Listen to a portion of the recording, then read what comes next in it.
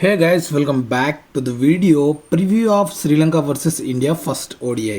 రెండు టీమ్స్ అయితే క్వైట్ ఆపోజిట్గా ఉన్నాయి. టీమిండియా కంప్లీట్ స్ట్రాంగ్గా ఉంటే కంప్లీట్ వీక్గా శ్రీలంక ఉంది. ఎందుకనేది వీడియో ప్రివ్యూ చూస్తే నీకు అర్థమైపోతుంది. శ్రీలంక దగ్గర దగ్గర 5 బౌలర్స్ని ఇంజురీ చేసుకొని మ్యాచ్లోకి ఎంటర్ కాబోతుంది. లిటరల్లీ ఒకే ఒక బౌలర్ మతీషా పాతిరానా T20Sలో పర్ఫామ్ చేసిండు. తను కూడా ఇంజురీ అయ్యిండు. ఇది ఒక పెద్ద దెబ్బ శ్రీలంకకి. ఇక ఇండియా పరంగా చూసుకుంటే రోహిత్ కోహ్లీ బ్యాక్ వస్తారు. రోహిత్ గురించి తెలిసిందే, పెద్ద పెద్ద స్కోర్స్ 264 లాంటివి శ్రీలంక మీనే స్కోర్ చేసిండు. ఇక విరాట్ విషయానికి వస్తే 63 యావరేజ్, 12 హాఫ్ సెంచరీలు, 10 సెంచరీస్ ఉన్నాయి శ్రీలంక మీద. ఇక ఈ సిరీస్ లో 3 మ్యాచెస్ ఉన్నాయి కాబట్టి మినిమం ఒక సెంచరీ ఎక్స్పెక్ట్ చేయొచ్చు, అట్లీస్ట్ 2 హాఫ్ సెంచరీలు అయినా ఎక్స్పెక్ట్ చేయొచ్చు. చూద్దాం మరి. రోహిత్ అంటారా, ఒక్కసారి నిలబడ్డాడంటే పూనకాలే. ఇక వీడియోలోకి వెళ్తే శ్రీలంక దగ్గర దగ్గర 5 బౌలర్స్ని ఇంజురీ చేసుకుందని చెప్పినా కదా. ఫిట్గా ఉన్న బౌలర్ ఎవరైనా ఉన్నారంటే అసిత ఫెర్నాండో ఒక్కడే. రీసెంట్గా 3 మ్యాచ్ T20 సిరీస్ జరిగింది. దాన్ని మనలో సిరీస్ కంప్లీట్గా స్వీప్ చేసేసారు. ఇక వీళ్ళ మైండ్ సెట్ ఎట్లుంటుంది అంటే శ్రీలంక వాళ్ళది కంప్లీట్ లోగా ఉండే ఛాన్స్ ఉంది. అట్ ద సేమ్ టైం వాళ్ళ లోపల కొట్టాలి ఈ సిరీస్ అయినా అని ఇంకోటి బలంగా పెట్టుకొని వస్తారు.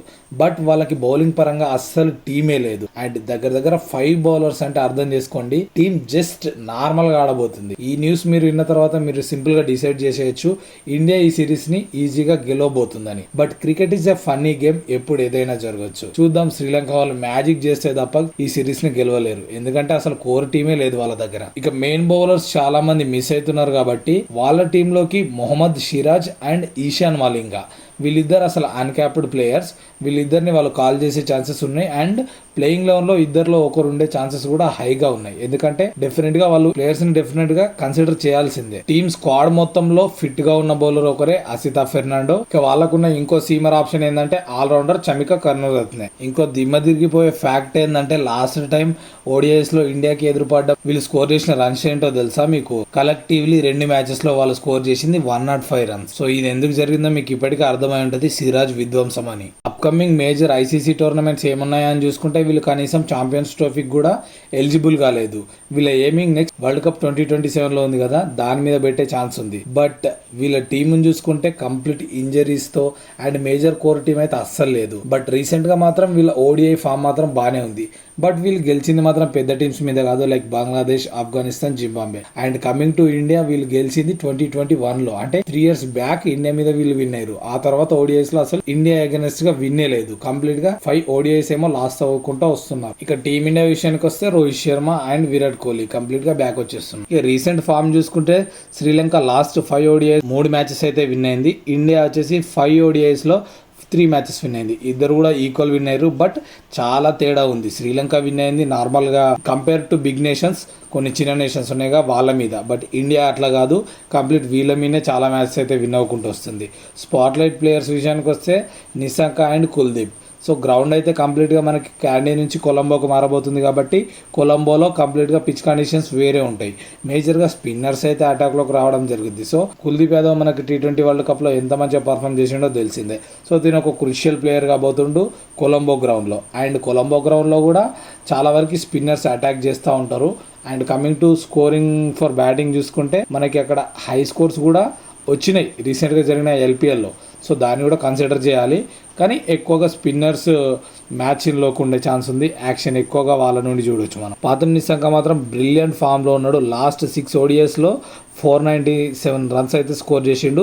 స్ట్రైక్ రేట్ 122 ఉంది. అండ్ శ్రీలంకలో one of the top most ప్లేయర్గా ఉన్నది పాతం నిశాంక. ఇక శ్రీలంక ప్రాబబుల్ ఏం చూసుకుంటే పాతం నిశాంక, కుశల్ మెండిస్ ఓపెనర్ రావచ్చు. 1 డౌన్లో సజీరా సమవీర విక్రమ అండ్ 2 డౌన్లో కమిండు మెండిస్ వచ్చే ఛాన్స్ ఉంది. 3 డౌన్లో చరిత్ అస్లంక వాళ్ళ కెప్టెన్. 6th ప్లేస్లో జనిత్ లియానాగే. 7th ప్లేస్లో 2 చేంజెస్ ఉండే ఛాన్స్ ఉంది, Dunith Wellalage, Chamika Karunaratne. So as we discussed, ఒకవేళ స్పిన్ కనుక ఎక్కువ ఉందనిపిస్తే డెఫినెట్గా వాళ్ళు దునీత్ వెల్లాజే తోటి వెళ్తారు.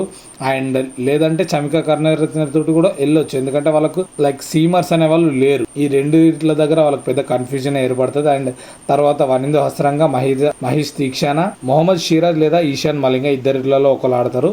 అసిత ఫెర్నాండో అయితే 11th ప్లేయర్. ఇండియా విషయానికి వస్తే మనలో కొన్ని ఎక్స్పెరిమెంట్లు చేసే ఛాన్స్ ఉంది. హార్దిక్ అయితే ఓడిఐలో లేడు. అండ్ ద్యూబే అలాగనే పరాగ్ ఇద్దరు కూడా ఆల్రౌండర్స్ లెక్క ఈ మ్యాచ్లో మనకు కనిపించే ఛాన్స్ ఉంది.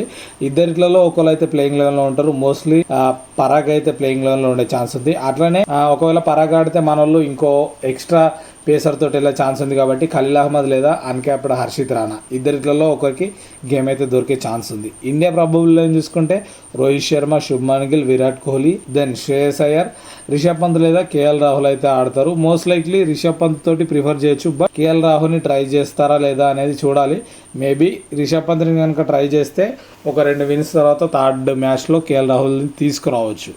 లేదా ఫస్ట్ నుండే కేఎల్ రాహుల్ని తీసుకొస్తారా అంటే చెప్పలేము, ఎందుకంటే wicket keeping first priority Rishabh Pant అని చాలాసార్లు మనం విన్నాం కాబట్టి. 6th ప్లేస్లో చెప్పినా కదా, స్పిన్నింగ్ ఫేవరెట్ ఉంటే కనుక డెఫినెట్లీ రియాన్ పరాగ్ ఉంటాడు, లేదంటే శివన్ దుబే ఉంటాడు. 7th ప్లేయర్ అక్షర్ పటేల్ షూర్గా ఉంటాడు, అండ్ 8th ప్లేయర్గా మనకి కుల్దీప్ యాదవ్ ఉంటాడు. 9th ప్లేస్లో ఖలీల్ అహ్మద్ లేదా హర్షిత్ రాణా ఇద్దరిలో ఒకరు ఆడతారు. 10th ప్లేయర్ హర్షదీప్ సింగ్ డెఫినెట్గా ఉంటాడు. మొహమ్మద్ సిరాజ్ అయితే డ్యామ్ షూర్ ప్లేయర్, ఎందుకంటే తెలిసిందే కదా లాస్ట్ సిరీస్లో ఎంత విధ్వంసం చేసిండో. బట్ మ్యాచ్ మొత్తం జరుగుతుందో లేదా అనేది పెద్ద క్వశ్చన్ మార్క్, ఎందుకంటే రీసెంట్గా జరిగిన లంకా ప్రీమియర్ లీగ్లో చాలా వరకు మ్యాచెస్ రెయిన్ పడే డిస్టర్బెన్స్ జరిగినాయి. సో అది కూడా కొంచెం కన్సర్న్స్ అయితే ఉన్నాయి. చూద్దాం ఫుల్ మ్యాచ్ జరుగుద్దా లేదా అనేది. ఇంకోటి ఏంటంటే ఇండియాకి ఎగనెస్ట్గా అనేది వరస్ట్ విన్నింగ్ రేషియో మెయింటైన్ చేసిన టీమ్స్ ఏమైనా ఉన్నాయంటే జింబాబ్వే, ఐర్లాండ్, ఆఫ్ఘనిస్తాన్ మాత్రమే. అంటే అర్థం చేసుకోండి, శ్రీలంకతో పాటు ఈ టీమ్స్ ఉన్నాయంటే శ్రీలంక కూడా ఆల్మోస్ట్ చిన్న నేషన్స్ తోటి పోటీలోకి వెళ్ళిపోయింది, చిన్న నేషన్స్ తోటి జత కట్టింది. అంటే అంత వీక్గా మారుతుంది శ్రీలంక టీం. సో అప్కమింగ్ ఇయర్స్లో అన్న వాళ్ళు ఎంత కంబ్యాక్ ఇస్తారో చూడాలి మరి. అండ్ కోహ్లీ వచ్చేసి శ్రీలంకకి అగెనెస్ట్గా 2594 రన్స్ స్కోర్ చేసిండు. Second top most batter from India. First top లిస్ట్గా ఉన్నది సచిన్ టెండూల్కర్. సిన్స్ 2023 నుండి బెటర్ బ్యాటర్గా ఉన్నది ఎవరన్నా ఉన్నారంటే నిశాంక 1648 రన్స్ స్కోర్ చేసిండు. హోప్ ప్రివ్యూ మీకు నచ్చింది అనుకుంటున్నా. ప్రివ్యూ నచ్చితే ఒక లైక్ ఇచ్చి ఛానల్ సబ్స్క్రైబ్ చేసుకోండి. Thank you.